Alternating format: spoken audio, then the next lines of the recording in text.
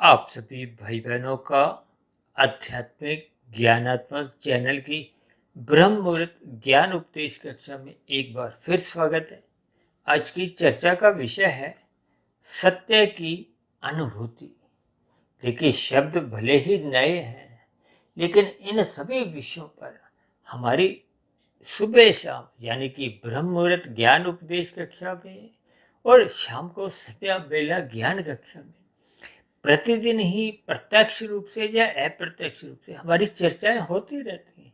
लेकिन कभी कभी जब कुछ शब्द ऐसे मिल जाते हैं जिनसे आपको हमें कुछ और एक सूक्ष्म प्रेरणा मिलती है, किससे? परमात्मा से जुड़ने की। क्योंकि मनुष्य जोनि तो परमात्मा को जानने, समझने, जुड़ने और पाने के लिए ही मिला है। और इस दिशा की ओर मनुष्य जितना अधिक अग्रसर होता जाता है, उतना ही मनुष्य जीवन की एक कमाई है। देखिए, भौतिक जगत में हम जितना भी धन कमा लें, ये भौतिक उपलब्धियां चाहे मान सम्मान सत्ता की हो, ये मरने के साथ ही समाप्त समझी जाती हैं। और मनुष्य जोनि साधना करने का एक विशेष अवसर है। और इस अवसर का यदि मनुष्य लाभ नहीं उठाता, लाभ उठाना क्या है कि हम कमाई करें, जिसके लिए आपको में मनुष्य जोनि का अवसर मिले।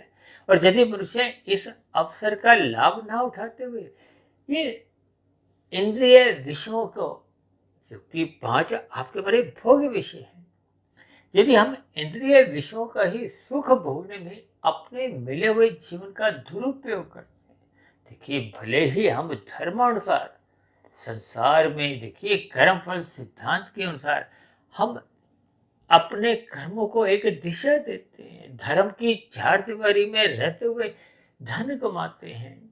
उस धन पर देखिए, हम जिस देश में भी रहते हैं आयकर देते हैं, यानी कि भौतिक जगत के जो कायदे कानून है, नियम है, कानून है, उनका भी हम पालन करते हैं। लेकिन फिर भी आपके हमारे जीवन की ये कोई उपलब्धि नहीं है। देखिए, कोई संसार में बड़े से बड़ा उद्योगपति हो, फिल्मी जगत का सुपरस्टार हो, खेल जगत का उभरता खिलाड़ी हो, और राजनीतिक गलियारों में चाहे कोई प्रधानमंत्री हो, राष्ट्रपति हो। अब देखो, ऐसे ऐसे उद्योगपति भी हैं जिनकी देखिए प्रतिदिन एक दिन की कमाई देखिए 100 करोड़, 1000 करोड़ भी है। लेकिन ये सभी स्थितियां भी आपके हमारे जीवन में परमात्मा की कोई अनुभूति नहीं करवाती। क्योंकि आज हमने देखिए सत्य की अनुभूति शब्द लिखा है। अब साधारण अर्थों में तो देखिए अनुभूति शब्द को अनुभव से भी ले लिया जाता है।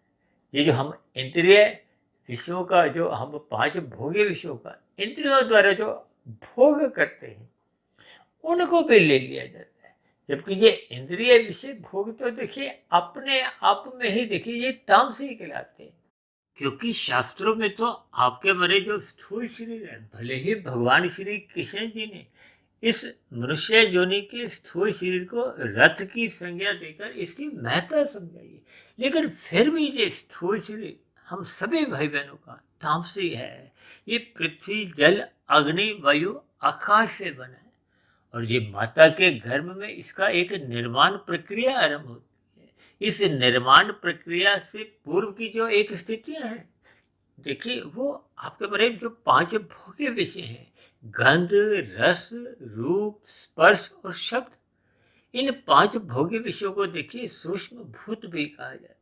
सूक्ष्म भूत इसलिए कहा गया क्योंकि ये स्थूल भूत का एक कारण है। स्थूल भूत यानी कि आपका हमारा जो एक स्थूल शरीर है, वो एक कार्य है।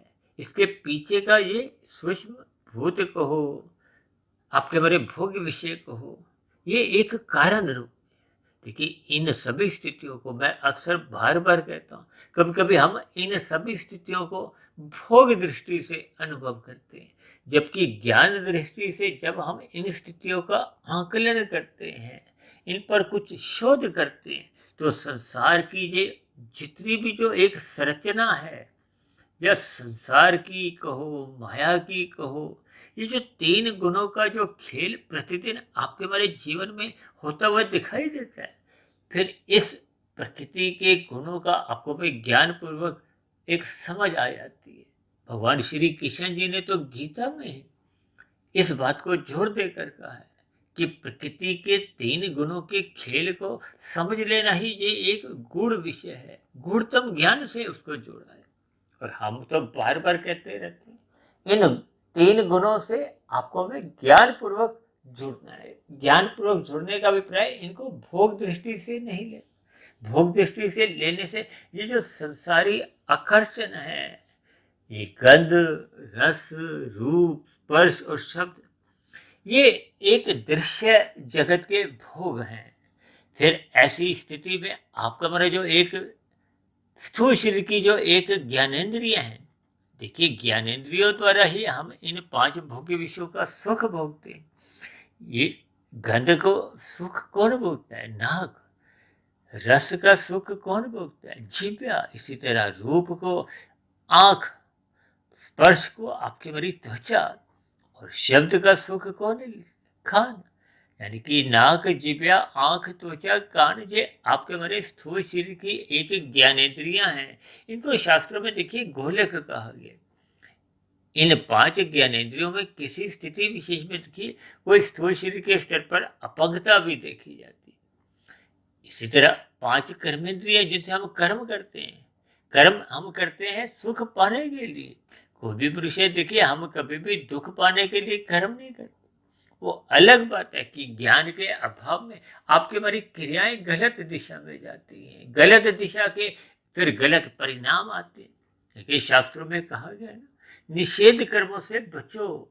यातायात में भी कहा जाता है निषेध कर्मों से बचो, वरना आपके हमारे चलान करते हैं। ठीक इसी तरह शास्त्रों में देखिए कर्मफल सिद्धांत की स्थितियां समझाई गई। कर्मफल सिद्धांत के अनुसार देखिए विधि विधान द्वारा कुछ विहित कर्म आपको में कर्म करने की एक अनुमति दी गई, जो कि राजसी और सात्विक कर्म है। और जो निषेध किया गया, मना किया गया दूर रहने के लिए, वो पाप कर्म है, निषेध कर्म है, वो तामसी कर्म है। लेकिन इन सभी स्थितियों का ज्ञान तभी हो पाता है जब हम सत्य की अनुभूति करते हैं। देखिए सत्य शब्द तीन स्थितियों के लिए कहा गया। प्रकृति के तीन गुण, तमोगुण, रजोगुण और सतोगुण, इनको देखिए नित्य कहा गया है। सत्य कहो, नित्य कहो, एक ही बात है। देखिए सत्य का कोई भी कारण नहीं होता, ये अकारण माने गए हैं। यानी कि प्रकृति के तीन गुण जो एक अनादिकाल से चलते आ रहे हैं, एक प्रवाह रूप में। देखिए शास्त्रों में एक शब्द प्रवाह शब्द कहा गया, यानी कि इनका कोई आरंभ नहीं है। जैसे आपके हमारे स्थूल शरीर का एक आरंभ होता है माता के गर्भ में, और फिर एक समय विशेष के बाद इसकी मृत्यु हो जाती। ये एक दृश्य जगत है। देखिए इस संसार को 24 तत्वों का एक ब्रह्मांड भी कहा गया है। आपके हमारे तीन शरीरों को भी स्थूल शरीर, सूक्ष्म शरीर और कारण शरीर। अब कितने लोग तो ऐसे ही हैं जिनको देखिए कारण शरीर का कोई बोध ही नहीं है, हालांकि सूक्ष्म शरीर का भी कोई ज्ञान नहीं है, लेकिन मन बुद्धि शब्द अक्सर आपके मेरे भूलने में आते हैं। तो इसका अभिप्राय आप थोड़ा सूक्ष्म दृष्टिकोण से, सूक्ष्म शरीर से भी समझ सकते हैं, क्योंकि सूक्ष्म शरीर तो देखिए 17 तत्वों का है। 5 आपके मेरे भोग्य विषय, ये तो तामसी हैं।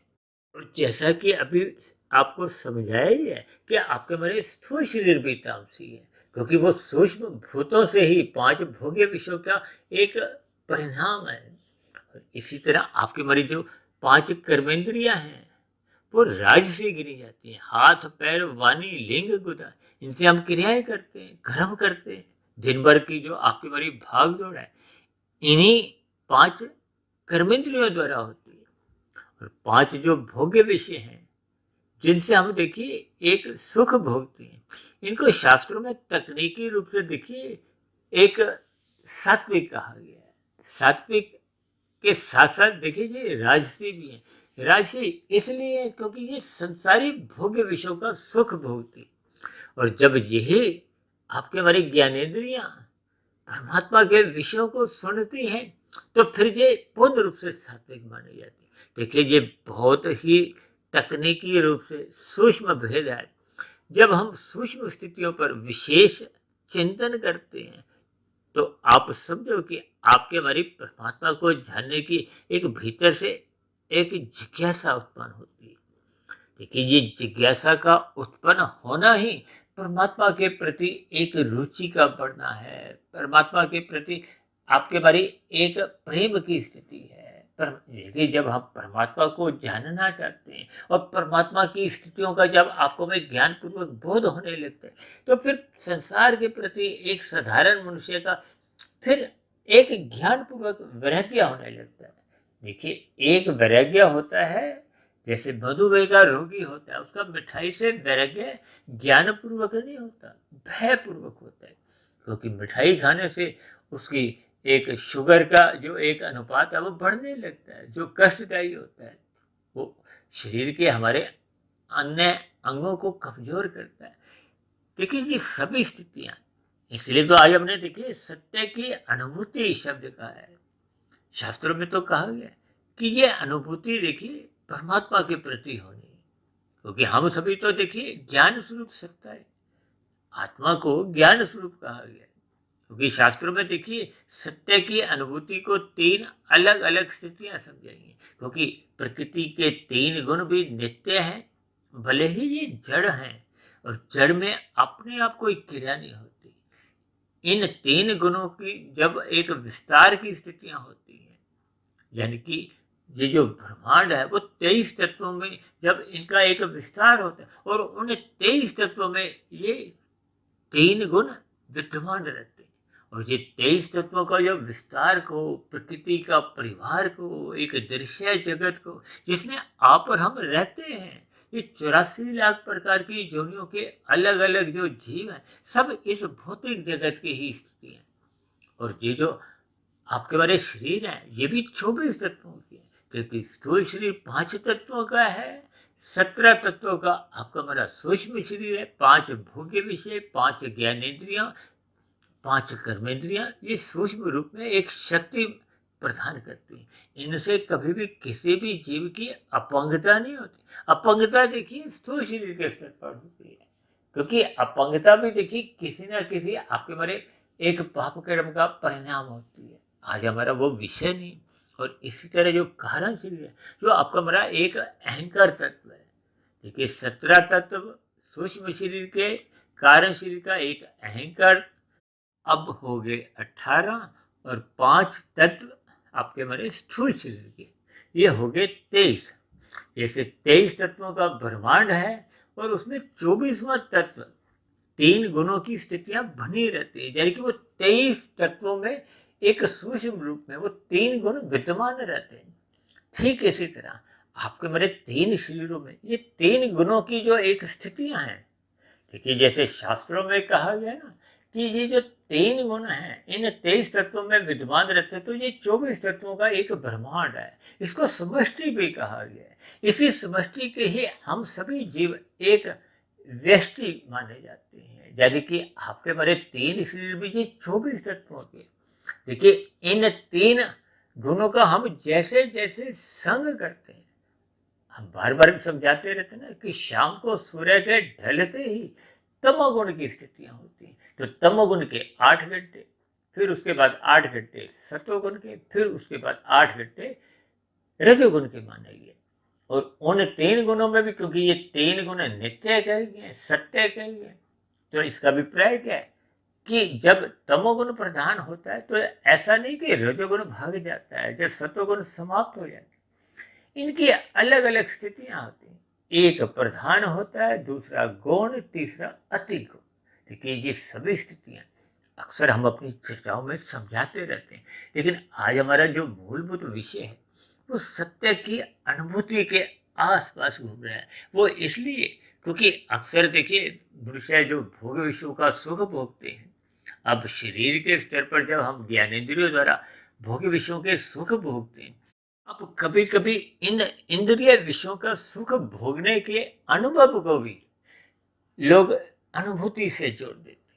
जबकि तकनीकी रूप से देखिए, जब हम शरीर के स्तर पर जो जो अनुभव करते हैं, गर्मी सर्दी का हम अनुभव करते हैं। आजकल देखिए गर्मी के दिन चल रहे हैं, तो आपको में स्थूल शरीर के स्तर पर एक पसीना आता है, ये गर्मी की स्थिति है। और कभी कभी आपको में देखिए ठंड लगती है, सर्दियों के दिनों में ठंडी हवाएं चलती है। जब ठंडी हवाएं चलती है तो हम सूर्य देव के समक्ष उनके प्रकाश में खड़े हो जाते हैं। और जब गर्मी होती है तो हम देखिए छाता लेकर, या छाया में, या पेड़ की छाया में, या घरों में देखिए एयर कंडीशन चलाते हैं।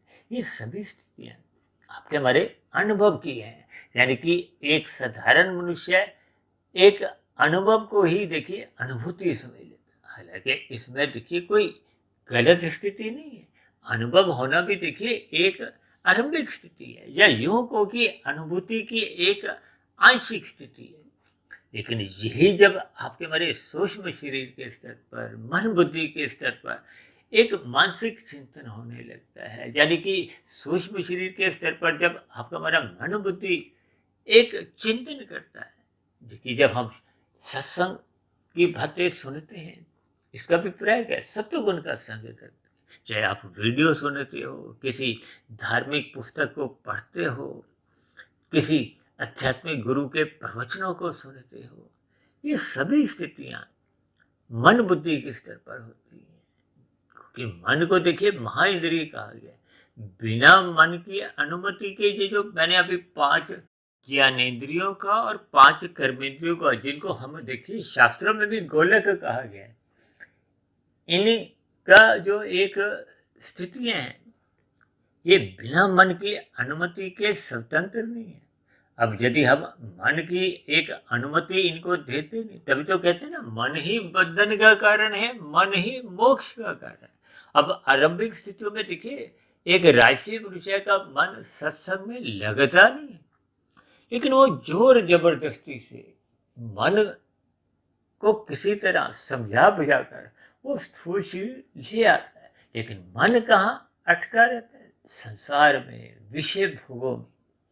जब विषय भोगों में मन अटका रहता है तो ये जो गोलके हैं, यानी कि स्थूल शरीर है, ये भले ही कानों द्वारा सत्संग की बातें सुनाई देता हुआ एक उसको बोध तो होता है, शब्द कुछ ना कुछ अंदर जाते हैं। अब देखिए तामसिक मनुष्य तो सत्संग करते ही नहीं। जब मनुष्य देखिए सत्संग में जाकर भी कुछ बातें सुनता ही नहीं है, बिल्कुल भी अनसुना करते। अक्सर हम कभी कभी शिकायत करते हैं ना, बच्चे हमारी बात को सुनते नहीं, अनसुना कर देते हैं। जैसे महाभारत में आपने देखा ना, दुर्योधन ने भगवान श्री कृष्ण की बातों को सुना ही नहीं, अनसुना कर दिया। तो उसका परिणाम क्या हुआ? युद्ध में उनकी हार हुई और फिर वो दुखद स्थितियां बनी। जबकि अर्जुन ने परमात्मा की बातों को सुना, इसलिए तो बार बार कहा गया कि सत्संग की बातों को सुनो। देखिए सुनो जब पढ़ो, ये दोनों एक ही स्थिति है। यदि आप पढ़ने से भी सात्विक स्थिति अपनी मजबूत करते हो तो इसमें भी कोई बुराई नहीं है। यदि आप सुनने से परमात्मा की ओर जुड़ने लगते हो, परमात्मा की ओर चलने लगते हो, तो ये भी एक अच्छा ही है। शास्त्रों में तो देखिए एक सत्संग को सुनने का ही विषय बनाया। और मैं तो देखिए कभी कभी कुछ ऐसे शब्द भी कह देता हूँ अपने व्यक्तिगत स्तर पर, शास्त्रों में नहीं कहा, कि परमात्मा सुनने का ही विषय है, समझने का ही विषय है। सुनने समझने से ही हम परमात्मा से जुड़ पाते हैं। अब देखने का यदि विषय होता तो दुर्योधन ने भी भगवान श्री कृष्ण जी को कितना ही देखा, लेकिन उन्होंने सुना नहीं। अब देखने मात्र से उनके जीवन में कोई परिवर्तन नहीं आया। देखिए इनके बहुत ही सूक्ष्म अर्थ है। हो सकता है यदि हम ऊपरी स्तर पर इन पर कोई विशेष शब्दों को पकड़ते हैं तो इनके भावार्थ हम फिर समझ नहीं पाते। इसलिए तो हम कहते हैं ना, अनुभव ये एक शाब्दिक स्थिति है, स्थूल शरीर के स्तर पर एक अनुभव की स्थिति। ये जो संवेदनाएं होती हैं ये मानसिक स्तर पर होती है, और ये जो अनुभूति की स्थिति है ये आत्मा के स्तर पर होती है। क्योंकि शास्त्रों में आत्मा को देखिए ज्ञान स्वरूप कहा गया, आनंद स्वरूप कहा नहीं गया। और जब हमें परमात्मा की अनुभूति होती है, परमात्मा की अनुभूति का विपरीत है कि जब आपकी हमारी आत्मा ज्ञान स्वरूप हो जाती है। ज्ञान स्वरूप देखिए है, रहती है, लेकिन ये संसार के विषय भोगों में जब हम अमर्यादित सुख भोगते हैं तो आपका हमारा ज्ञान आवृत हो जाता है। देखिए इतनी सी बात है जो मनुष्य को मरते तब तक समझ ही नहीं आती। समझ इसलिए नहीं आती क्योंकि उसको सत्य की अनुभूति नहीं होती। अब देखो, अनुभव, संवेदना और अनुभूति ये अलग अलग स्थिति है। या यूं भी आप समझ सकते हो कि अनुभव में अनुभूति का 1% है। अक्सर हम कहते हैं ना, तमोगुण 1, रजोगुण 10 और सतोगुण 100 और विशुद्ध सतोगुण जो कि आत्मा के लिए कहा जाता है 1000। ये सभी स्थितियां मात्र देखिए इशारा करती हैं। शास्त्रों में तो बार बार कहा जाता है ना कि तमोगुण की निंदा करो, रजोगुण के प्रति उदासीन रहो और सत्वगुण की प्रशंसा करो। ये 3 शब्द मुझे तो देखिए बहुत ही अच्छे लगते हैं क्योंकि ये 3 शब्द आपको हमें परमात्मा से जोड़ते हैं, इस माया का ज्ञान विज्ञान समझाते हैं और मनुष्य का जीवन सुधारते हैं। देखिए ये 3 शब्द यदि आपको हमें समझ में आ जाते हैं, और इसी तरह देखिए एक सच्चिदानंद शब्द है, सत्य चित आनंद। अब देखिए सत्य की अनुभूति का विपर्य है, उस सत्ता से है, उस परम सत्ता से है। अब देखिए 3 सत्ताएं सत्य मानी गई। प्रकृति के 3 गुण, ये जो 3 गुणों से जो 23 तत्वों का विस्तार है, भले ही लाखों करोड़ों अरबों खरबों वर्षों तक बना रहता है, क्योंकि सतयुग की ही आयु, ये जो कलयुग चल रहा है इसकी आयु देखिए 4,32,000 वर्ष है। इससे दुगनी द्वापर युग की, उससे तिगनी त्रेता युग की और उससे चुगनी सतयुग की। और ये क्रम जब एक बार अपना चक्कर काट लेता है, यानी कि इसका कार्यकाल पूरा होता है, तो इसको शास्त्रों में चतुर्युग कहा गया। और ये 71 चतुर्युग जब बीतते हैं तो उसको एक मनवंतर कहा गया है। ऐसे 14 मनवंतर जब बीत जाते हैं तो देखिए ये जो एक ब्रह्मांड की जो एक स्थितियां हैं, इसकी एक प्रलय की स्थितियां आती है। अब कितना ही गुना भाग करते करते ये कितने ही लंबे वर्ष हो जाते, जबकि आपके हमारी आयु ही देखिए ये जो 80-100 वर्ष की स्थूल शरीर की मिली है, यही आपको हमें कितनी लंबी चौड़ी मिल लगती है। इन सभी स्थितियों पर आपको हमें चिंतन करना होगा, क्योंकि जब हम परमात्मा की ज्ञान विज्ञान की स्थितियों को, अपने आत्मा और परमात्मा के संबंध को पहचानने लगते हैं, यही तो एक अनुभूति है कि जब हम अपने आत्मा के ज्ञान को मूल स्थिति में लो। एक सत्संग करने से देखिए क्या होता है, कोई नई बात नहीं है कि आपका हमारा जो अज्ञानता है वो समाप्त होने लगती है, कोई नया ज्ञान नहीं है। और ये जो हम भी बार बार कहते रहते हैं कि हमने देखिए 1650 वीडियो बना दी, ये 1650 क्या 16,500 भी हो जाए, 16 लाख हो, 16 करोड़ हो, इससे कोई विशेष अंतर नहीं आता। क्योंकि घूम फिर कर जितनी भी चर्चाएं, शास्त्र भी जितने भी हैं, वेद पुराण उपनिषद गीता या ऋषिगत ग्रंथ कितने ही हैं, इन सब में भी देखिए 3 ही तत्वों की चर्चा आती है, जिनकी हम भी देखिए चर्चा करते हैं। प्रकृति के 3 गुण आपके हमारे, उन 3 गुणों से ही आपके हमारे 3 शरीर हैं, आत्मा और एक परमात्मा। आत्मा ज्ञान स्वरूप है, परमात्मा आनंद स्वरूप है, तभी तो सच्चिदानंद परमात्मा के लिए कहा जाता है। आनंद में देखिए चित्त भी रहता है और चित्त सदा बना रहता है, तभी तो कहते हैं ना आत्मा का कोई जन्म मरण नहीं। इसके भावार्थ आप यूं भी समझ सकते हैं। और प्रकृति के 3 गुण नित्य बने रहते हैं, चाहे देखिए सतयुग रहा हो, चाहे त्रेता युग, चाहे द्वापर युग, चाहे वर्तमान समय कल युग। यानी कि ये जो गुणों के आने की जो एक स्थितियां हैं, प्रवाह है, ये यूं ही चलती रहती हैं। अब हो सकता है आपके मन में कोई भ्रम की स्थिति हो कि इस समय यहाँ देखिए भारत में ये जो मैं इस समय वीडियो बना रहा हूँ, ये ब्रह्म मुहूर्त का समय चल रहा है। अब क्योंकि पृथ्वी गोल है, ये अपनी ही सतह पे 24 घंटे में एक चक्कर काटती है और सूर्य के चारों ओर चक्कर काटकर इसको 365 दिन लगते हैं, यानी कि 1 वर्ष। इसलिए ये ऋतुएं अलग अलग बनती हैं।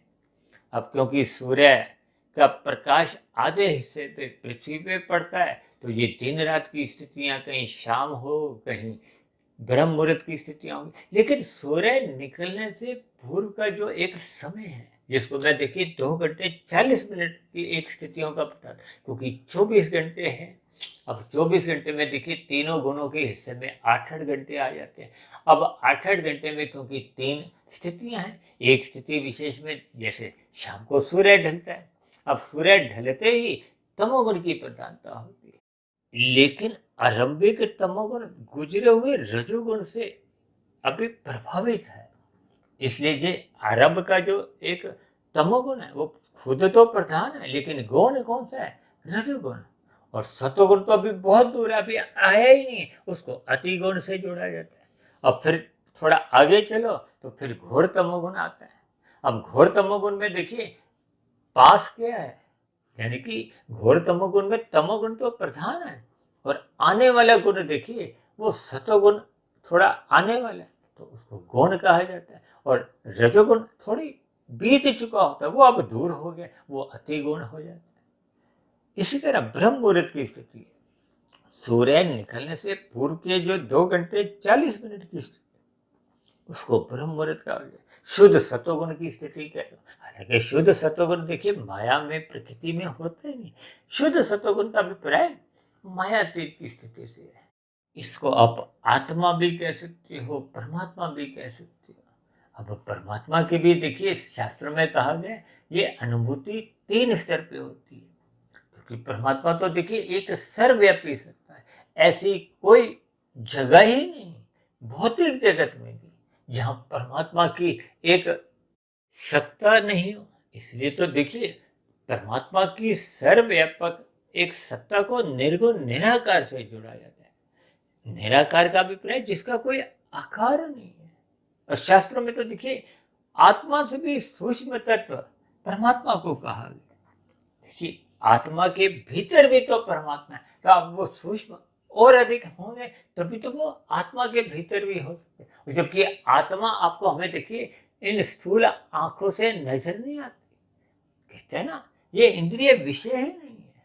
देखिए इन सभी स्थितियों को आपको में एक ज्ञान पूर्वक, जैसे जैसे शास्त्र आपको में एक इशारा करते हैं, समझाते हैं, उन पर आपको में चिंतन करना है। ये चिंतन करने मात्र से देखिए जैसे हम स्थूल शरीर के स्तर पर विषय भोगों का संसार का संग करते हैं, तो वो आपके हमारे एक अनुभव है। अनुभव से जब हम मन बुद्धि के स्तर पर थोड़ा विचार करते हैं, तो आपके हमारी संवेदनाएं परमात्मा के प्रति उमड़ने लगती हैं। और यही उमड़ते उमड़ते जब परमात्मा की आपको में देखिए एक प्रीति के भाव जगने लगते हैं, परमात्मा के बिना आपका मरे कोई कार्य ही नहीं होता। हर क्षण परमात्मा की ही स्मृति बनी रहती है। केवल ब्रह्म मुहूर्त में ही नहीं, देखिए ब्रह्म मुहूर्त में केवल इतना ही लाभ है कि प्रकृति का जो एक बाहरी वातावरण है वो एक आपको अनुकूलता प्रदान करता है। परमात्मा में मन बुद्धि टिकने लगती है, क्योंकि एक तो देखिए हम सोने के बाद जब उठते हैं तो फिर आपकी मेरी थोड़ी सात्विक स्थिति ही होती है। अक्सर देखिए लोग मुझे शिकायत करते हैं कि मैं 1 बजे उठ जाता हूँ, 1:30 बजे उठ जाता हूँ, तो उस समय विशेष में तो घोर तमोगुण चल रहा होता है। और उसको भी आप ब्रह्म मुहूर्त, आप देखिए मैं वो ब्रह्म मुहूर्त की स्थिति अपने लिए कहता हूँ। देखिए जो अभी जाग रहे हैं, अब ऐसे कितने मनुष्य हैं जो सुबह 3 बजे तक सोते नहीं, अब उनके लिए वो तमोगुण की स्थिति है। देखिए सोने से पहले की स्थितियां वो एक अलग स्थिति है, और सोते समय की अलग स्थिति है, और सोने के बाद उठने की जो एक स्थिति है वो अलग स्थिति है। या यूं भी आप कह सकते हो कि सोने से पूर्व की स्थिति राजसी है, सोते समय तामसी है, और जगते समय सोने के बाद का जगना। देखिए सोने से पूर्व का रजोगुण है, और वही सोने के बाद जगने की स्थिति सात्विक स्थिति होती है। देखिए ये बहुत ही सूक्ष्म स्थितियां हैं जिनको मनुष्य आरंभिक स्थितियों में समझ नहीं पाता। इसीलिए तो हम बार बार कहते हैं कि परमात्मा से जुड़ो।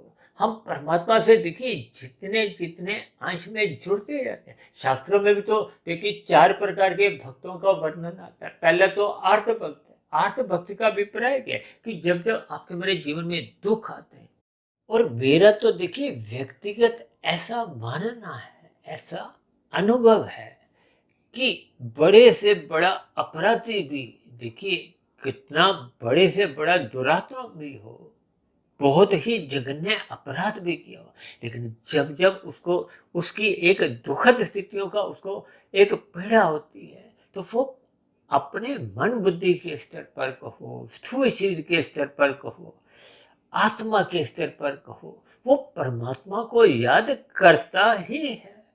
भले ही ऐसी स्थिति विशेष में देखिए आपको में कोई परमात्मा से कोई जुड़ाव निरंतर बना नहीं रहता। ये अल्पकालिक क्षणिक स्थितियां होती हैं। अक्सर शमशान घाट पे भी देखिए आप और हम एक परमात्मा की स्थितियों का आपको में बोध होने लगता है। और कितने ही साधारण मनुष्य भी देखिए गीता के ज्ञान को अपने मुख द्वारा बोलने लगते हैं कि ये 5 तत्वों का स्थूल शरीर था, 5 तत्वों में ही अब ये लीन हो गया। इतना ज्ञान शमशान घाट में आपको हमें सहज ही होने लगता है। और इसलिए मैं देखिए शमशान घाट को तो मैं कभी कभी देखिए एक धार्मिक स्थिति से भी ऊपर का स्थान देता हूँ। देखिए मंदिर में जाकर भी आपको हमें वो ज्ञान के दरवाजे नहीं खुलते जो शमशान घाट में जाकर आपको हमें एक महाज्ञान होता है परमात्मा का। यानी कि ये संसार एक मिथ्या नजर आता है, क्योंकि आपके हमारे स्थूल शरीर की, मेरे स्थूल शरीर की भी, आपके स्थूल शरीर की भी एक दिन यही हालत होने वाली है। यानी कि मृत्यु की घटना को हम अस्वीकार कर नहीं सकते। जबकि एक साधारण मनुष्य है जब जब देखिए पाप कर्म करता है, परमात्मा से विमुख होकर ही करता है। यदि परमात्मा की स्मृति बन जाती है तो मनुष्य पाप कर्म कर नहीं पाता। इन सभी स्थितियों का आपको भी ज्ञान पूर्वक चिंतन करना होगा। इसलिए देखिए हम सत्य की अनुभूति शब्द को आधार लेते हुए आज की चर्चा को हमने थोड़ा आगे बढ़ाया ताकि हम किसी भी तरह परमात्मा से जुड़े।